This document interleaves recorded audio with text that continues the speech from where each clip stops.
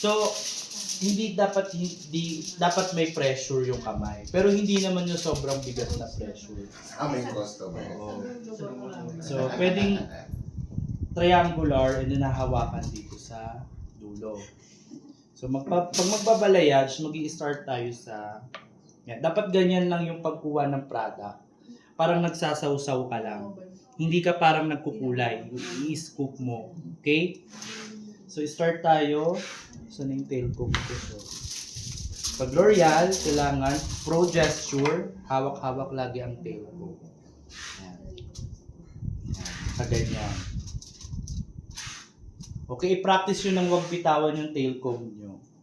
At hindi po tayo gumagamit ng brush na may suklay sa L'Oreal. So, tail comb yung pang suklay natin. Okay? So, ang hawak sa tail comb parang naghahawak ng pencil. Yan. From zone 2, yan. Kailangan nakaano siya, nakaslant. Hindi siya nakaganyan. Nakaslant siya dapat. Para mag-blend. Mag-blend yung pang-bleach. Okay? So, from zone 2, yan, zone 2 muna. Lahat ng product nasa zone 2. Zone 2. So, dyan ko muna nilagay lahat. Zone 2. Habang yung zone 1, hawak ko pa rin. Since wala nang product yung brush ko, sasawsaw ako ulit. Start ulit sa zone 2 and then pataas. Pataas. Yan. Zone 2. Then, pagka naglo-loose, hawakan mo yung tip, then balayage. So, kung naubos yung product, zone 2, pataas. Pwedeng pa-upward. Pwedeng pa-upward. Yan. So, yan. Medyo naglo-loose, napifeel ko naglo-loose. Then, pa-upward.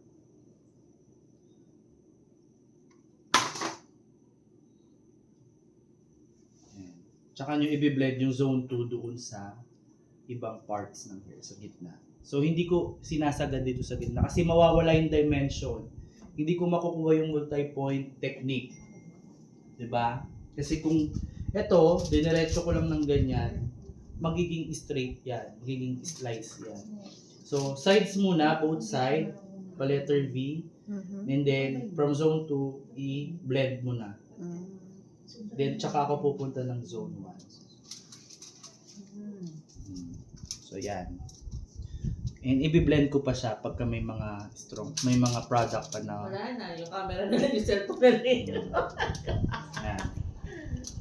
Yung Yeah, bandang so, ilalim. Pwede As nyo you kayo can- zoom, pwede yung zoom. Ha? Yung bandang ilalim ng buhok. Yes. Tapos pwede kayong gumamit ng finger nyo just to blend. Blend nyo using the finger. Para mas maganda. Masaturate pa yung product. Okay? So, hayaan nyo yung mga tumatayong-tayo yan kasi yan yung magkikreate ng shadow. So, nakita nyo yung saturation sa baba. Lahat may bleach. Sa ilalim, pwede nyo i-blend para walang demarcation. So, tsaka, it's either ifo-foil nyo siya o gusto nyo may separation, pwede kayong mag-foil.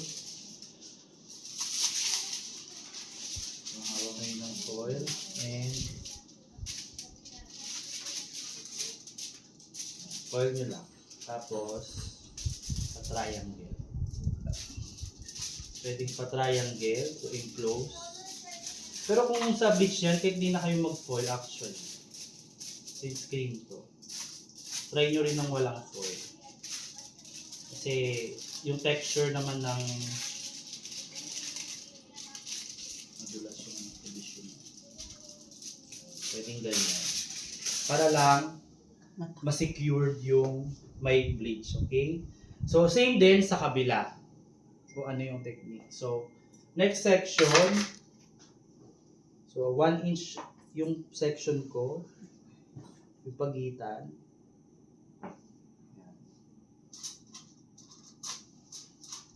Pagka may diagonal sectioning pa din.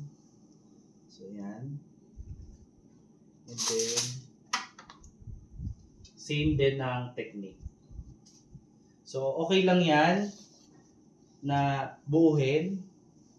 Kasi nga, yung ilalim hindi naman nalalagyan. Okay, eh yun na yung magsaserve as negative. Negative space. So, same technique. So, zone 2, product. Tingnan mo, hindi madumi ang brush dapat. Kasi pag madumi yan, yung nandito na lahat ng product, mahihirapan na kayo ma-apply. Ang sausaw na, the way I dip yung brush dun sa product, dun lang sa brush. Hindi ako parang nagkukulay na nag-iisa. Zone 2, yan, zone 2. Zone 2, then, yan.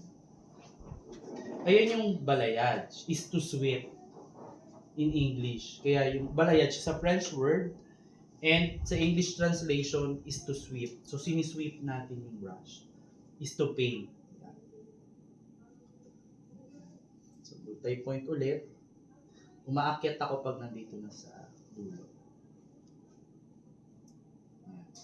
So, from zone 2, yan. Then, zone 1, nandiyan na yung parang pinakabuo. Then, blending using finger. Tsaka, yan. Diba may buo-buo yan dyan sa zone 2? Blend nyo. Hayaan nyo yung mga tumatayo-tayo. Freehand lang. Freestyle. Wala naman siyang kailangan maano. So, mas maganda kung okay lang tumatayo kasi yun yung magiging shadow. Tapos iwan nyo lang ulit. So, meron na kayong multi-point technique. So, hanggang sa matapos, another 1 inch. Kung 5 dito, of course, 5 din. Who wants to try? Who wants to try? Sige, sa kabila.